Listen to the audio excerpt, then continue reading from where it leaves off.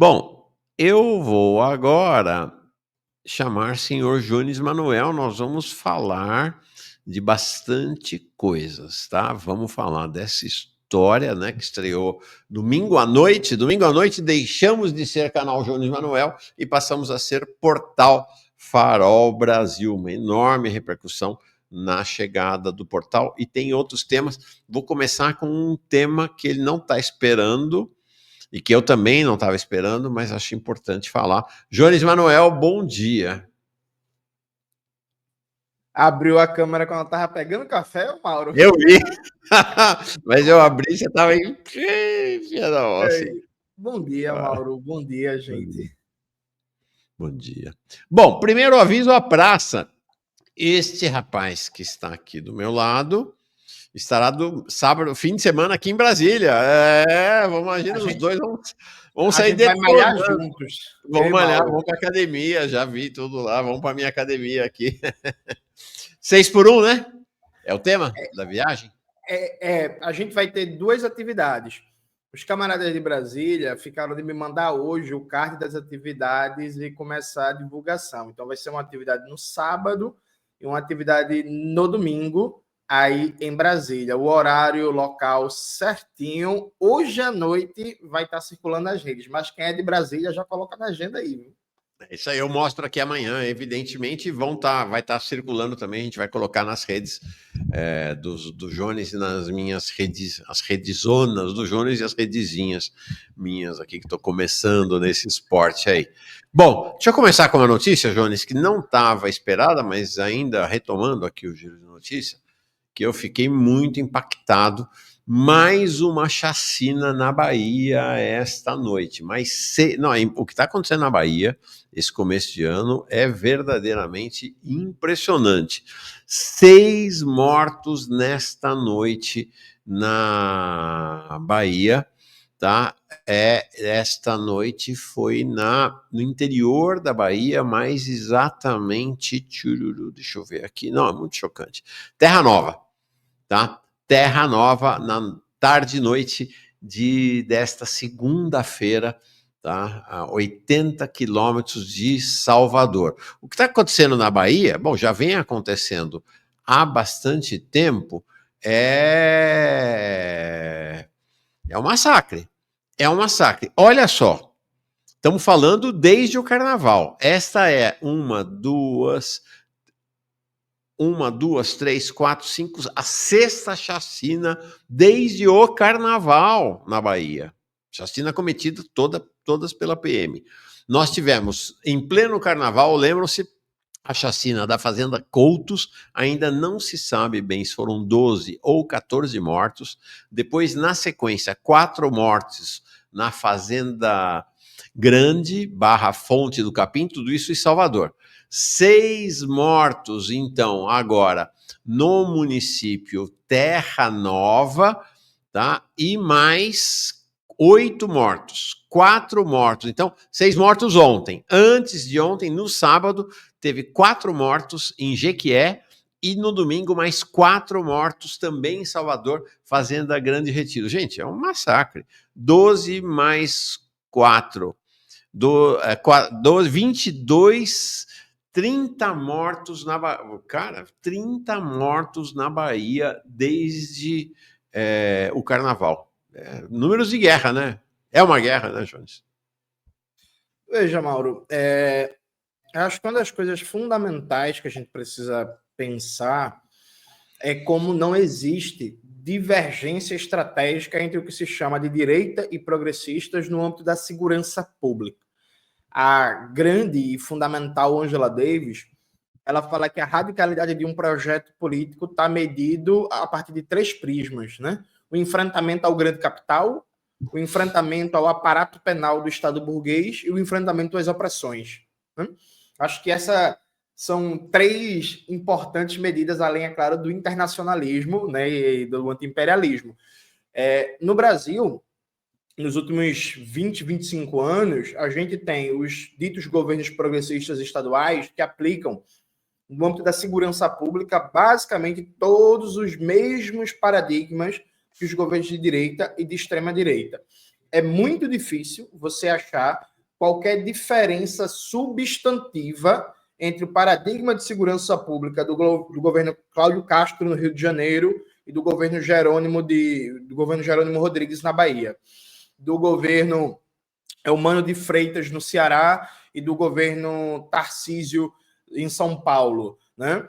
E do governo do Rafael Fontelli no Piauí e do governo Eduardo Leite no Rio Grande do Sul. E assim vai. A diferença, no geral, Mauro, está muito mais no plano discursivo, né? Então, um diz que respeita os direitos humanos, que tem que ser uma segurança pública com inteligência, e o outro diz que tem que matar mesmo, e que é isso, bala para cima, bandido bom é bandido morto, vou atirar na cabecinha, e por aí vai. Isso é fundamental perceber, porque há um consenso. Para mim, Mauro, é muito chocante como, por exemplo, o Ricardo Capelli virou uma febre, né? Virou uma figura celebrada nos meios progressistas, só que o paradigma de segurança pública que o Ricardo Capelli defende é uma carniceria permanente, né? Ricardo Capelli é do tipo que diz: não se enfrenta bandido com rosas, tem que meter bala para cima mesmo e acabou. E esse cara é lido como progressista. O Rui Costa, que você sempre lembra, em 2023 eu estava no evento da Uni, Mauro, e eu falei que eu não apertaria a mão do Rui Costa em situação nenhuma, e que, para mim, não existe diferença substantiva nenhuma entre o Rui Costa e o Tarcísio de Freitas. A galera ficou chocada. Aí, quando abriu para as perguntas, eu questionei. Vem cá, do ponto de vista de segurança pública, me diz uma diferença do jovem da UJS na juventude do PCdoB que me questionou. Eu fiz, me diga uma diferença substantiva da política de segurança pública que o Rui Costa tocou na Bahia e que agora é continuada pelo Jerônimo, e a política do Tarcísio de Freitas. Uma. Não é nem duas, nem três, não. É só umazinha. Umazinha. Porque, inclusive, vamos lembrar, Mauro, que quem aprovou a nova lei de drogas no Brasil, importando um paradigma de encarceramento em massa a partir da guerra às drogas, foi o governo Lula. E não foi o Congresso que impôs ao governo, não. Foi proposta do governo. Né?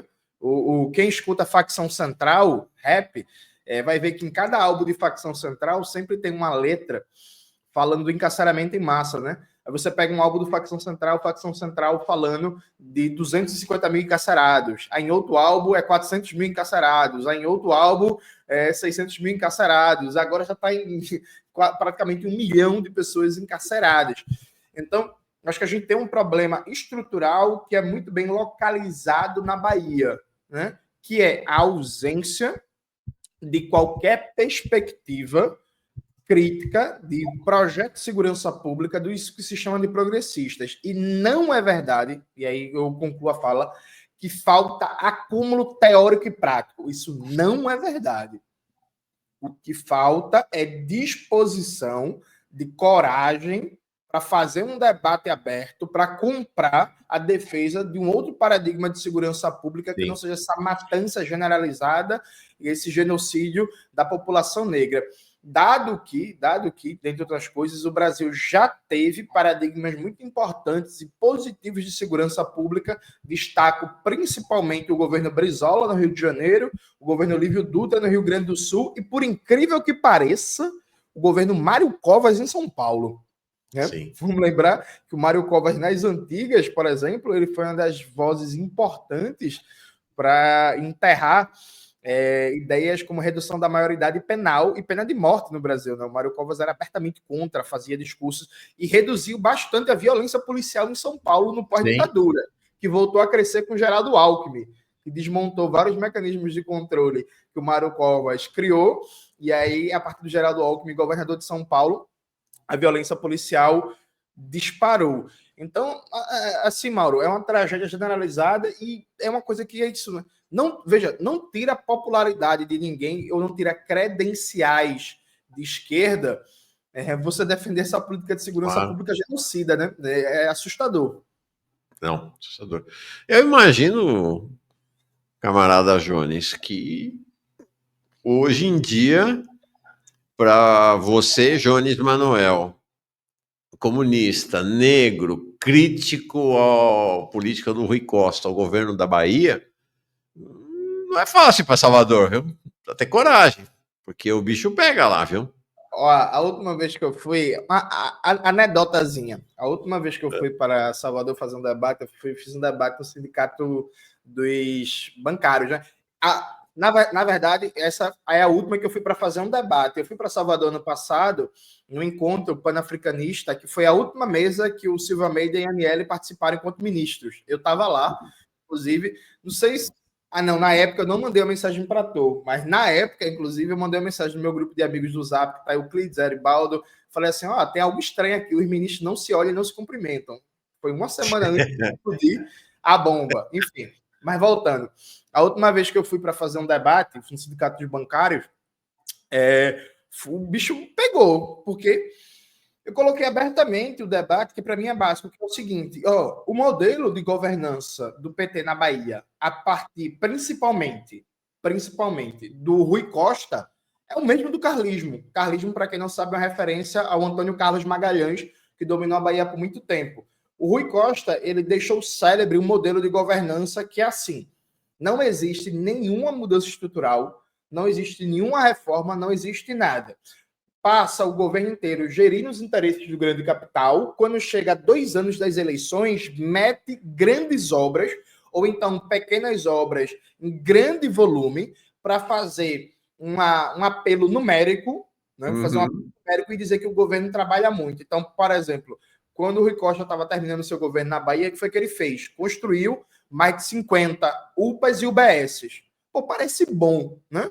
Há de se perguntar, porque em 4 anos de governo, deixou para construir no último 1 ano e meio de governo as unidades, né? Mas aí qual é a grande questão, Mauro? Fez isso, entregou em várias cidades do interior baiano, só que é tudo gestão de OS. É tudo gestão privada, nada de concurso público. Então, passa o governo lá, sentado, garantindo os interesses do grande capital, querendo privatizar, querendo arrochar, atacando o funcionalismo público, atacando a universidade. Chega o último 1 ano e meio de governo, mete pista, mete recapeamento de estrada, mete viaduto, mete limpeza de rio, começa a construir UBS, começa a construir UPA, começa a construir escola, entrega tudo para a iniciativa privada, numa rede de interesses de OS, de OCIPs, e por aí vai. E aí diz que fez alguma coisa. Já é um modelo de governança que simplesmente manteve tudo do carlismo. Veja, são 20 anos de governo petista, gente. 20 anos. Em 20 anos de governo, é tempo suficiente para erradicar o analfabetismo. É tempo suficiente para universalizar o saneamento básico. É tempo suficiente para você criar uma rede de proteção social, que erradicar a miséria só no plano estadual é muito difícil, que isso é impossível. Mas para você reduzir substantivamente os efeitos da miséria na vida da população mais desassistida, boa parte desses 20 anos de governo foram parceria do governo federal. Então, assim, cá entre nós, né, é uma incompetência generalizada, para não dizer outra coisa, incompetência partindo do princípio que seria uma intenção de esquerda, enfim, e que não dá para se justificar o injustificável. Aí no sindicato, Mauro, quando a gente estava fazendo esse debate, e aí eu tava meio exaltado nesse dia. Sabe que eu gosto de falar em pé, né? Como eu sou eu falando em pé, gesticulando. Esse governo é um governo assassino, neoliberal de merda e tal. Tinha que ver. Foi muito animado. É uma pena que não tem vídeo. Essas coisas nunca tem um cinegrafista para salvar para a posteridade. Legal, legal. Cara, dureza. Olha, para vocês terem uma ideia, você falou do tempo, né? Porque essa é uma questão crucial, né? O tempo, porque o pessoal fala, não, mas não deu tempo, não deu. Né? A China, em 12 anos, para falar de uma coisa que todo mundo, né? Porque parece, não. A China, em 12 anos, estabeleceu uma rede de trens de alta velocidade que cobriu o país inteiro, em 12 anos. Então, o PT está no governo da Bahia há 20, não é isso? 4, Isso, 8... 20 anos. 20 anos. Em 20 anos, a Bahia só afundou. Você pega os índices, você pega os indicadores da Bahia em educação, são dos piores do país. Impressionante. É verdadeiramente impressionante. Por sinal, estamos em mais da metade do governo Lula, né? Você falou, deixou para fazer no último ano, né? Na hora que estava saindo do governo. A a isenção do imposto de renda até 5 mil vai sair lá no último ano, né? Vai sair lá no último ano. Se sair, né? Se sair. Se sair, vai sair lá no último ano. Deixa eu ler aqui os...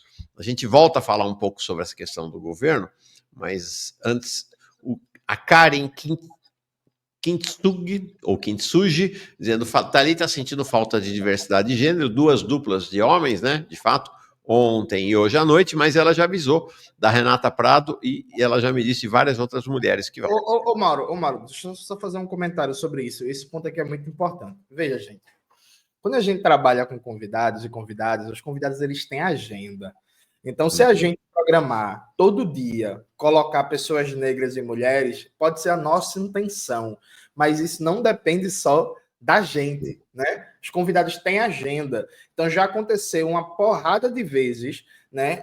Com o Mauro, que está aqui há mais tempo, de essa semana Mauro ter programado isso e isso, e simplesmente as pessoas não poderem.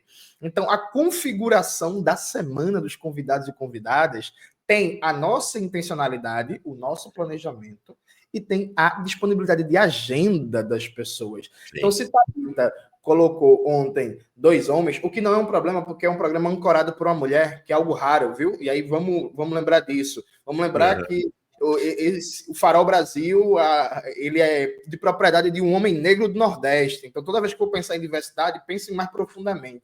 Mas o elemento de agenda depende da disponibilidade das pessoas. Então, se a gente quisesse colocar só pessoas negras numa semana, se as pessoas não tiverem agenda, não vai acontecer. Então, toda vez que você for reclamar de diversidade na programação, pode reclamar, pode fazer a crítica à vontade, mas só pare um pouquinho para pensar assim, será que eles queriam convidar e não conseguiram, nesta semana, encaixar para a agenda? Sempre considerem isso, por favor. Perfeito. Antônio Marcos, sobre o debate lá sobre funk, Oruan, que estava rolando, que rolou ontem à noite bem intensamente, né? Dizem que debater essa questão do Oruan seria um não tema. Óbvio, não existe juventude preta e periférica, né? Temos que debater sim. Valeu, Thalita. Fica a mensagem aí para Thalita, que já foi. 2 novos membros aqui chegando, sempre fundamental a chegada dos membros.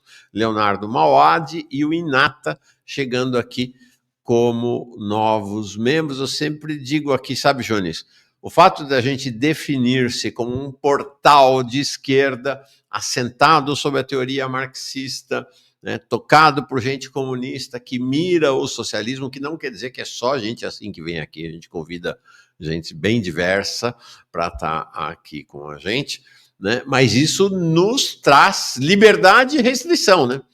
Tá certo? Ele traz a restrição. Se quer ser socialista para valer, que você quer ser comunista para valer, não me vem aceitando dinheiro do governo Lula, não me vem aceitando dinheiro da Petrobras, ou de empresa privatizada, ou de banco. Nenhuma crítica a quem não tem essa opção. E aí, portanto, não tem essa restrição também e pode aceitar essa grana. Mas essa é a nossa escolha. Então, cada membro, como o Leonardo, como o Renata, que chega aqui, vai construindo essa solidez de sustentação e alavancagem para o canal com novos projetos. É o canal que mais cresce nesse país, impressionante, não para, é impressionante. E aí, ó, a Carolina Ribeiro Prado Bastos, já entendi que você é daqui de Brasília, né? Louco, Jones! Amado, querido irmão, camarada, minha gratidão pela esperança, beijo na testa, vou tentar ir a você. Deve ser daqui de Brasília, Carolina, então, legal. Legal. É isto, vamos nos encontrar em Brasília. E só uma questãozinha rápida, Mauro. Depois do vídeo de domingo, a gente anunciando a mudança para Farol Brasil e tal. Muita gente perguntando, muita gente, inclusive, dizendo que gostaria de trabalhar no projeto. Calma, gente, que aqui a expansão é devagar, né? A gente depende da dinâmica de audiência para garantir a sustentabilidade financeira e a autoexpansão do portal de notícias.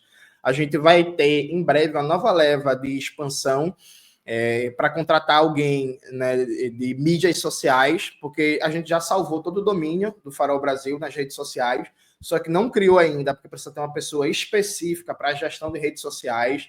Eu quero contratar um novo editor de vídeo para liberar Maxwell da edição de vídeo e ele ter mais tempo para ficar na coordenação e gerência do Farol Brasil. O Maxwell trabalha demais, coitado, a gente precisa tirar ele o quanto antes da edição de vídeo. E quero também, em breve, contratar um engenheiro de software, alguém do TI, para pensar o processo de circulação em redes, dar uma profissionalizada nisso, em impulsionamentos e por aí vai. Então, além de que vai ter um programa da tarde, só que isso vai demorar um pouquinho. Na minha cabeça, o Mauro, todo dia no programa, ele fala que ele é mais sonhador e eu sou mais realista. Eu nem acho. Eu só acho que eu tenho mais como é que eu posso dizer? Cabeça de planilha, no sentido de que eu penso assim, quanto custa, como é que vai ser, por aí vai. Então, eu tenho cabecinha de planilha. Então, até final do ano, a gente vai ter um complexo de comunicação completinho, bem organizado, um negócio que, inclusive, e aí, Mauro, eu lembro que eu saí da eleição de 2022 decidido a criar um anti-Brasil paralelo, né? Tipo assim, ó, a gente precisa ter uma resposta ao Brasil paralelo. Eu fui ver quanto era para criar uma produtora e era por baixo R$500 mil. E assim, caríssimo, né? Caro demais. Aí eu arquivei essa ideia. Arquivei, não desisti, porque eu não desisto de ideias boas.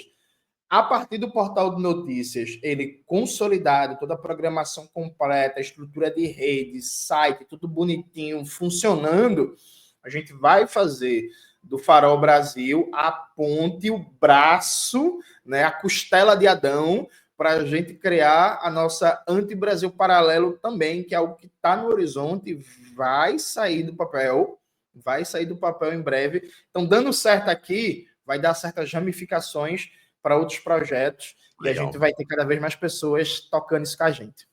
Vamos embora, vai dar certo sim. Aqui, ó, mais mensagens chegando.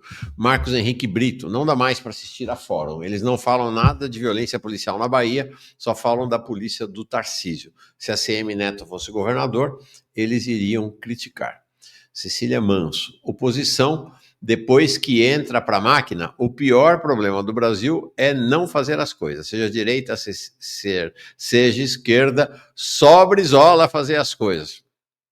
Saudade do Brizola. Verônica Nascimento, todo dia aqui com a gente. Os servidores públicos da Bahia lutam por reposição inflacionária. O único parlamentar na ALBA, a Assembleia Legislativa da Bahia, que efetivamente apoia a luta é Hilton, do PSOL. Hilton lá do PSOL. Gildo Bastos, sempre com a gente aqui, ele é lá do Ibama. Aproveitando a presença dessa grande dupla que não foge do confronto, quero parabenizar pelo Farol Brasil. Abraço, legal, Gildo. O Yuri Said chega como novo membro aqui. A Mara é outra, todo dia aqui com a gente. Estava na rua, não sei se falaram disso. Jones, precisa falar da carta de saída do Ivan do PCBR, porque não chamam ele para um debate, acho necessário. Segura só um segundinho aí, Jones, para terminar com o Adriano Costa, dizendo, sou advogado, estou à disposição para ajudar no canal. Valeu, Adriano. Super obrigado. Super obrigado. Quer falar desse tema aqui, do Ivan Pinheiro? Vamos rapidinho. Veja, gente, o PCBR é um partido político, né? E aí o documento de Ivan é um documento não só de, entre aspas, crítica contra mim, mas é um debate equivocado sobre o que foi o congresso do partido, a escolha do nome. Tem informações, inclusive, inverídicas ali sobre o que foi o congresso do partido, a escolha do nome PCBR, sobre o que é a tática eleitoral do partido, o suposto giro reformista do PCBR. Enfim, olha para o PCBR e achar uma linha política reformista é difícil, é luta, viu?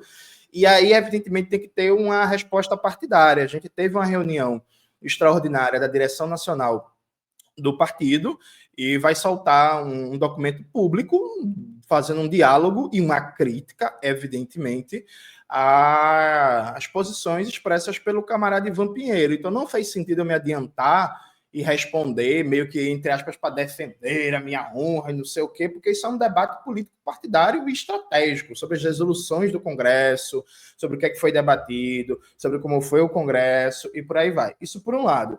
Por outro lado, veja, eu tenho muito respeito pelo camarada Ivan Pinheiro, né? Pelos anos dele de militância, pela sindical, pelo papel dele na luta pelo fim da ditadura.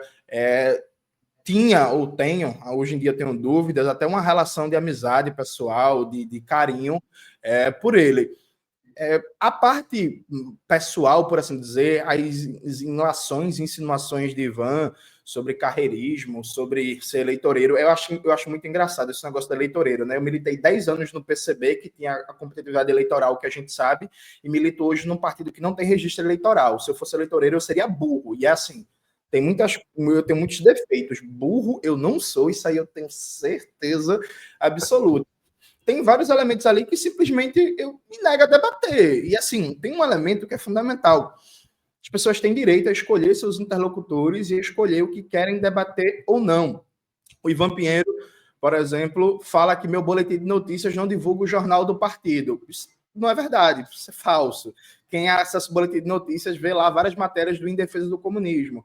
O Ivan reclama que no meu site, que tem a aba dos meus livros que eu publiquei, não tem os livros do Lavra Palavra. Claro que não, pô, porque só tem os livros que eu publiquei. Então eu não tenho um livro publicado pelo Lavra Palavra, então não vai ter livro do Lavra Palavra. O Ivan fala do Manhã Brasil. Veja, o Manhã Brasil, o Farol Brasil, melhor dizendo, o portal é meu, viu? O Farol Brasil é o meu portal. Se eu morrer amanhã, o portal não fica para o partido, não. O portal fica para Maxwell. É Maxwell que decide o que é que faz com ele. Se ele mantém, se acaba, porque Maxwell é o segundo cérebro e o coração desse negócio. Então, fazendo uma reflexão aqui extrema, se eu morrer amanhã, quem fica com o portal é Maxwell, né? O portal é meu. Evidentemente que eu sou militante do PCBR. Enquanto militante do PCBR, o espaço ele é um instrumento de divulgação da linha do partido. É um instrumento de fortalecimento do partido.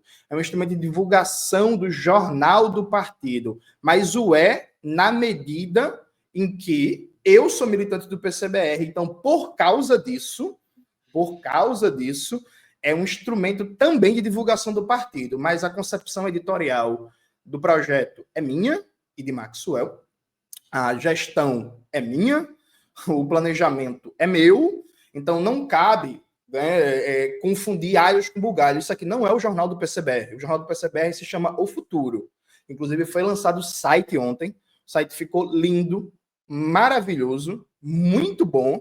Acessem o site do jornal O Futuro. Ficou incrível, o design, tudo está ótimo, né? Mas é isso, o jornal do PCBR é O Futuro. O Futuro, inclusive, que eu sou editor da parte de economia. Eu tenho até que entregar um texto que está atrasado, Mauro, mas eu termino hoje. Esse aí é o site do Futuro.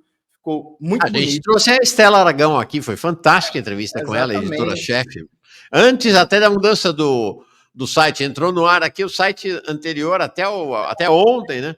Eram os PDFs das capas anteriores. Nossa, um salto de qualidade bastante grande. Muito. Eu sou testemunho disso, né, Johnny? Você sabe, eu não sou nem do PCBR, mas a gente tem toda boa vontade e abertura para o PCBR, que a gente Exatamente. Então, acho que o Ivan confunde as duas coisas, e eu acho que aí existe também, Mauro, se me permite uma reflexão, e aqui existem diferentes entendimentos, que é o seguinte, veja, eu sou marxista-leninista, militante comunista.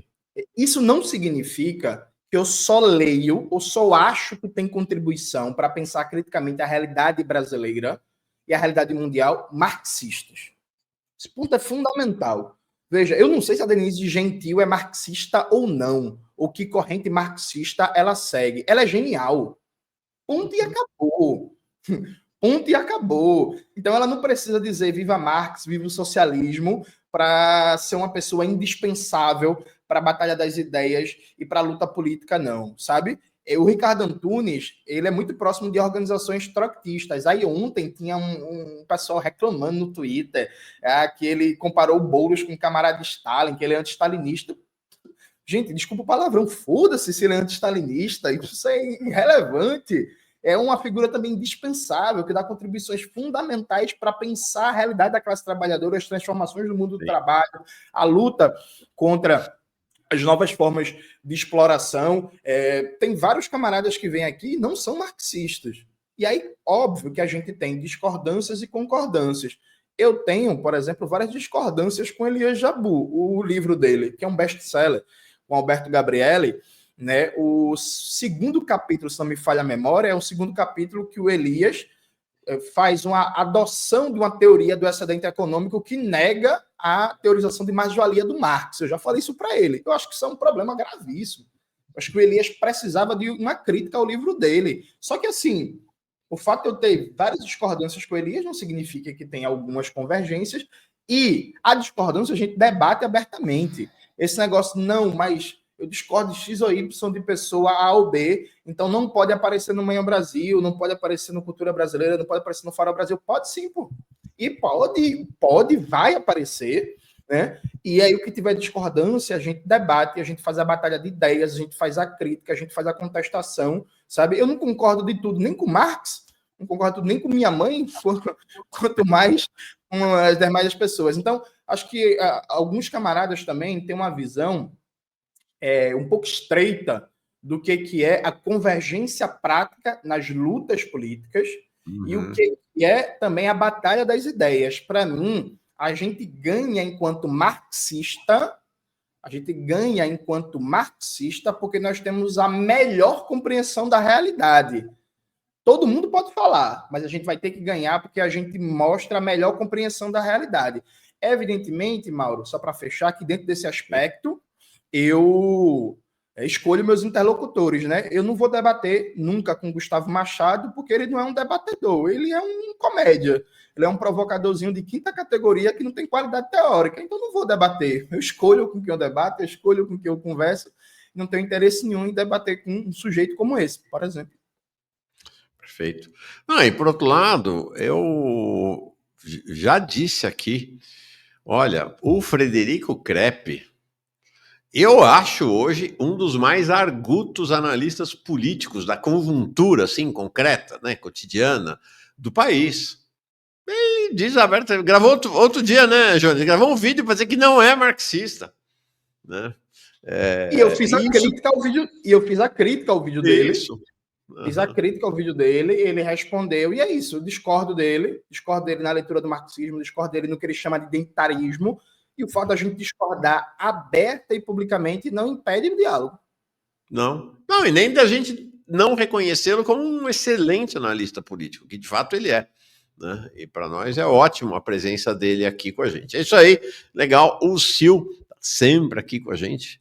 O camarada Ivan confunde centralismo democrático com privação de disputa política e promoção de ideias para a organização de seita. José Esper, que está aqui com a gente há bastante tempo, viu, José Esper? Não sabia que você não era membro, não. Chegou aqui, muito legal. Matheus Melo dizendo, esperando o INCRA me convocar para aumentar o apoio. Legal, Matheus, legal. Essa é a gente, essa fila enorme de gente que passou em concurso e não é convocado, né?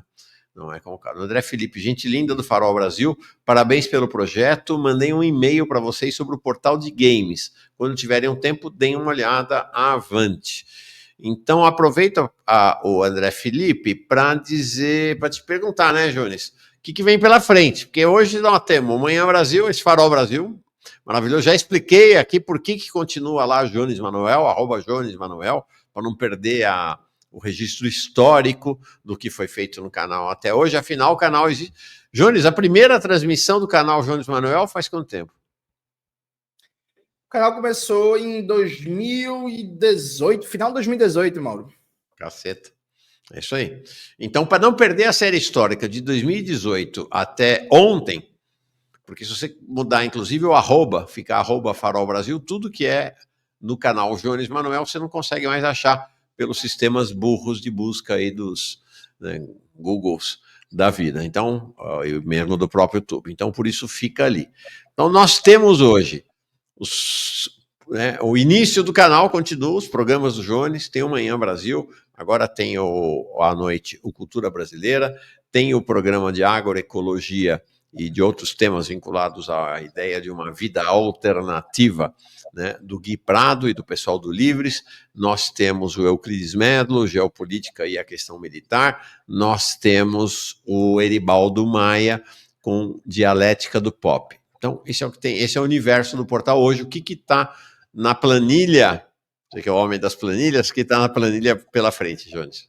Não, em abril começa um novo programa em parceria com a editora Ruptura, que vai ser tocada pela chefinha, eu chamo ela de maneira carinhosa de chefinha, Marcília, que é a dona da ruptura. Então, em abril, a gente vai começar um programa focado na literatura. E aí vai ser um programa estilo MesaCast, né? Tocado a partir de São Paulo, em que vai ter vários convidados e convidadas importantes para falar dos livros publicados pela Ruptura e temas aqui afins da literatura, do marxismo, da política e por aí vai.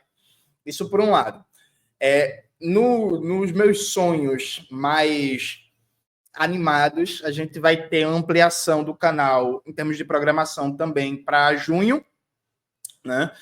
Então, junho, ter uma programação da tarde, em que eu já pensei o nome das 2 pessoas que vão tocar isso, só que falta só ajustar alguns ponteiros. E tem uma pessoa muito especial, muito famoso nas redes, que vai ter um programa dele. A gente está negociando aqui no canal. Opa. Só que eu não escutei o áudio que ele me mandou ainda, mandou domingo, ó. Só que aí mandou 2 podcastzinhos de... Eu não escutei ainda, mas acabar aqui eu vou escutar e respondo. Então, se pá, talvez a gente tenha mais um programa novo em abril. E na minha cabeça também, dos meus sonhos mais utópicos, por assim dizer, a partir de agosto a gente vai começar a preencher a grade do final de semana com programas só do final de semana, né? Então, legal. Pensar, por exemplo, gente que vai tocar um programa só no sábado, gente que vai tocar um programa só domingo, para preencher a grade. Eu, inclusive, adoraria muito contratar o Maringoni para tocar um programa de domingo, né? Seria fantástico. Segundo semestre, eu ligo para ele, dizendo assim, Maringoni, você está contratado. Tomara que ele aceite. Seria sensacional, legal. Maringoni é professor da Federal do ABC, então ele não pode participar, ser contratado para um programa fixo, como nós aqui.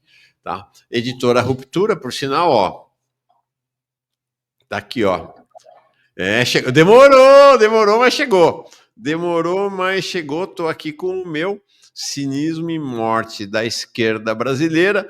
Edibaldo Maia, Jones Manuel, tô lendo já, fazendo minhas anotações e esperando um dos autores aparecer aqui em Brasília para autografar o meu exemplar. Da Editora Ruptura, que vai ter um programa aqui bem legal. Mais mensagens.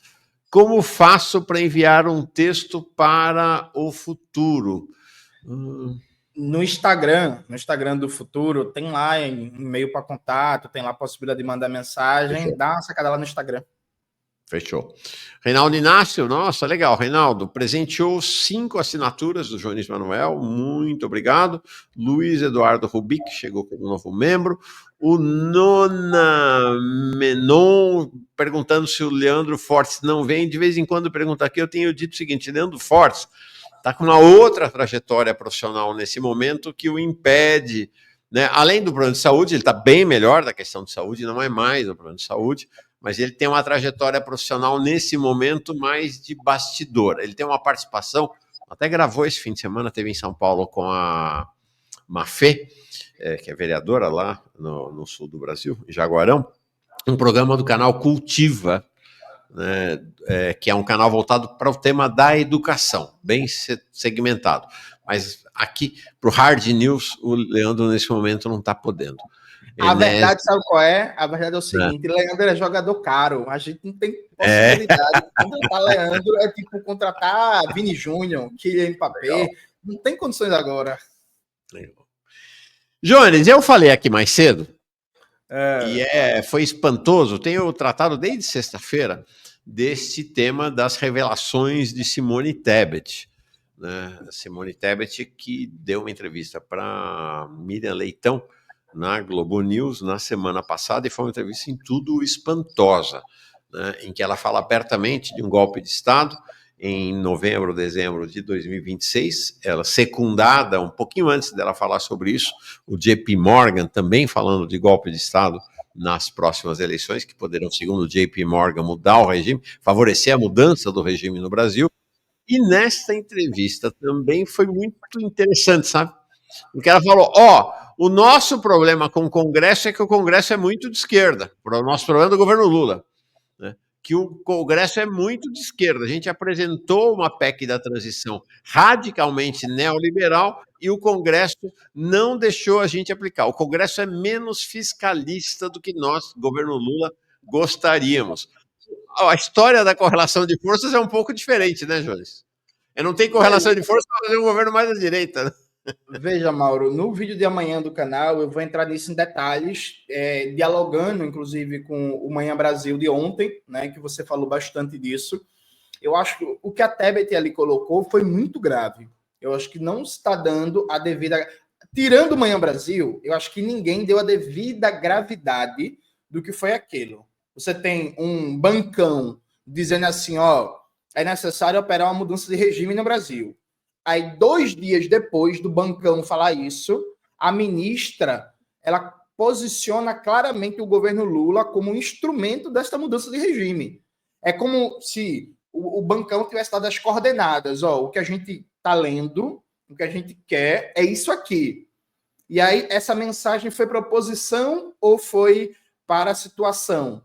Aí, a ministra do governo entra em cena para dizer que esta mensagem também é para o governo. Nós podemos operar isso. E aí, veja, e o que a Simone Tebet fala, vamos lá, gente, é um golpe. Mauro não exagerou. Porque ela fala em fazer um brutal ajuste fiscal, que significa, na prática, terminar de demolir o aspecto social da Constituição de 88, depois da eleição.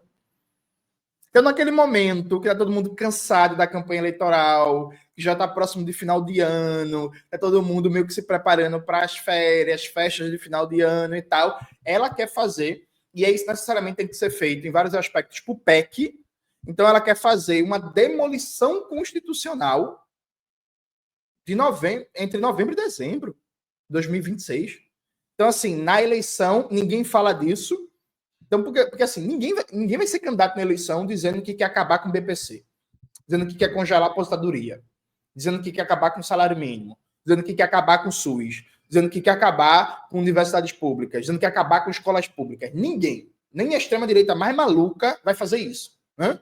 Então, assim, a ideia é fazer um jogo eleitoral de fachada para, depois da eleição, fazer uma destruição constitucional de direitos sociais e, na prática, operar um projeto à la Milei no pós-eleição, já no acordo de bastidor, né, entre os bancos, o grande capital, o imperialismo, as agências de risco.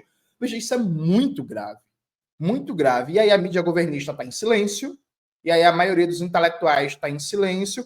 Eu gostaria muito que a querida companheira Helenira, né, que escreveu muitos textos sobre os webcomunistas, companheira Helenira, eu peço a você que você use sua grandiosa capacidade de escrita e de argumentação para mostrar o que a Simone Tebet defendeu publicamente. É um golpe contra a classe trabalhadora.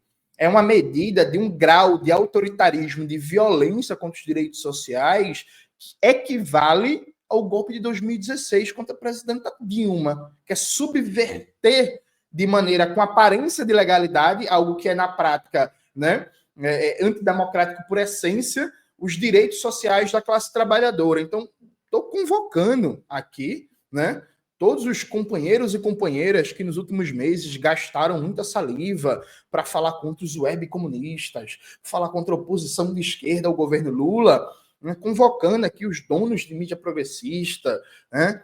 Esse é um momento, né, gente, de fazer uma dura crítica à declaração da Simone Tebet e exigir claramente, no mínimo, a retratação. O ideal seria demissão, mas no mínimo uma retratação, sabe?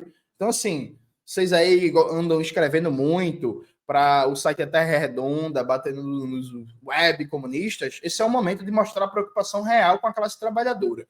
Isso enseja, Mauro, outra coisa. Sexta-feira vai ter o debate com o Breno Altman, né, juntando Faixa Livre, juntando Resistente, juntando uma porrada de canais. Vai ser um pool, como fala o povo inglês, de canais que vai transmitir esse debate. E aí eu vou perguntar ao Breno Altman, nesse debate, se a Simone Tebet está certa ou não, porque a Simone Tebet diz que o governo queria ser mais fiscalista, mais neoliberal, e o Congresso atrapalhou. Então, a gente está num grupo, né, do WhatsApp, vários camaradas, e aí ontem eu peguei o print da matéria e mandei lá e marquei o Breno Altman. Eu falei, Breno, vou perguntar para você, sexta-feira, se a Simone Tebet está certa ou não. Então, sexta-feira, que horas, Mauro? Sexta-feira, 8h30. Sexta-feira, 8h30, vai ter um debate se o governo Lula é neoliberal ou não, e qual é a tática das esquerdas, em que a gente vai abordar temas como esse, e eu vou abordar temas que o camarada Breno Altman acabou esquecendo na apresentação dele, né? Eu gravei um vídeo fazendo um react, uma análise do vídeo do Breno, e aí, por exemplo, o Breno esqueceu coisas básicas, como em 2024, o Fernando Haddad meteu um jabuti num projeto de lei do Congresso para mudar o conceito de receita corrente líquida, que o piso constitucional da saúde é atrelado à receita corrente líquida. O Fernando Haddad queria mudar o conceito de receita corrente líquida, que tiraria 20 bilhões por ano do SUS. Quem derrotou isso foi o Centrão no Congresso. Se não fosse o Centrão, quase ninguém ia saber que o SUS ia perder 20 bilhões por ano, o que no universo de 4 anos a gente está falando de 80 bilhões de reais. Esse tipo de depressão orçamentária, você pode contar objetivamente o número de mortes. Né? Tirando 80 bilhões em 4 anos, quantas pessoas morrem? Por falta de cirurgia eletiva, por falta de exame, por falta de leito, por falta de UTI. Dá para você contar em mortes isso. Então, sexta-feira vai ter este debate, não percam. E, ô Mauro, só antes da gente terminar, alguém mandou um superchat aí, passou, perguntando sobre o Gustavo Machado. E aí, só para fechar, só para responder isso, por favor. Sim. Eu resumo de maneira bem rápida, Fábio. Veja, é normal nas esquerdas, no campo marxista, a gente ter debates, né? Eu já tive vários debates com Humberto Matos, eu já discordei publicamente dele, já discordou publicamente de mim. Eu já tive vários debates com Ian Neves, eu já tive vários debates com o João Carvalho. Eu já tive discordâncias públicas muito duras com o Chavoso. Tudo isto é normal. O X da questão é que o Gustavo Machado, ele decidiu, e é uma escolha respeitável, né, dentro do ponto de vista de tática. Ele decidiu crescer na internet não fazendo crítica, mas agredindo todos os outros marxistas. Então, para ele, todo mundo é burro, todo mundo é ignorante, todo mundo é imbecil, todo mundo é falsificador, e ele fala nesses termos. Ele fala que Humberto não é marxista, ele fala que Elias é um propagandista do governo chinês, ele fala que Ian é ignorante, ele fala que Rita Von Hutt não é marxista. Então, é esse tipo de coisa. Né? O Gustavo, ele fez uma escolha de tática de marketing, de crescer, dizendo que ninguém presta, todo mundo é um lixo, e ele é o único marxista bom do Brasil. Evidentemente que as pessoas têm o direito à escolha. O sujeito que me chama de falsificador da história, né, e coisas mais abaixo, a minha escolha é não debater com ele.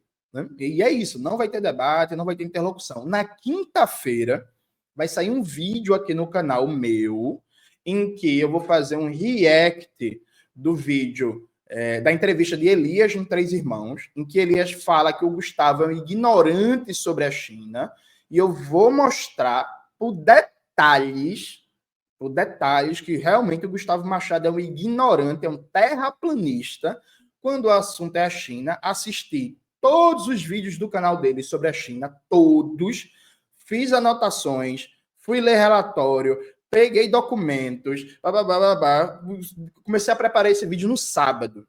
Fazia muito tempo que eu não demorava tanto para preparar um vídeo, mas eu peguei informação por informação e fui batendo, fui anotando, fui fazendo a pesquisa e tal. E aí na quinta-feira eu vou mostrar que o Gustavo, ele é um ótimo marxólogo, ele entende muito do livro 1, 2 e 3 do Capital. Ele é muito, o curso dele sobre o Capital é bom. Quem quiser assistir, é um bom curso, viu? É isso. Não tem um problema em admitir, não. Quem quiser assistir, é bom o curso dele sobre o capital. Tirando o curso sobre o capital, ele é um ignorante em uma porrada de temas, e sobre a China, uma série de atrocidades, e que se comporta como alguém que não busca diálogos, não busca pontes, e aí buscar diálogo e buscar ponte não significa negar a crítica, não significa negar o debate, não significa negar a discordância.